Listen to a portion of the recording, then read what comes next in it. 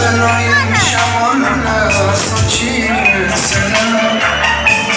Baxtli bo'lib kelincha bir umrga orzular aytaylik, qo'shiqlar aytaylik, sizlarga baxtli bu to'y kechasi.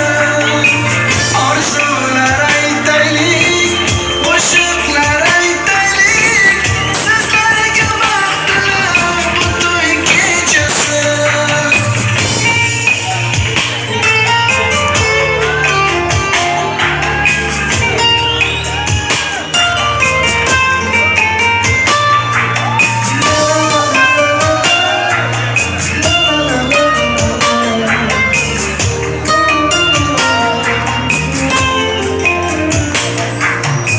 Orzular aytaylik, qo'shiqlar aytaylik, sizlarga baxtli bu to'y kechasi.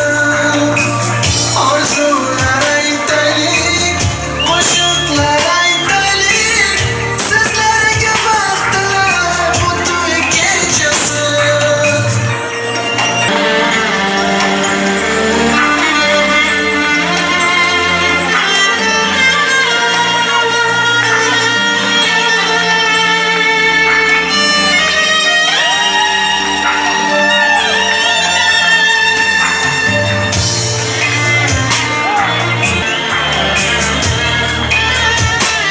Çocuklarımız vakti ve sonumuz yaşamalısın.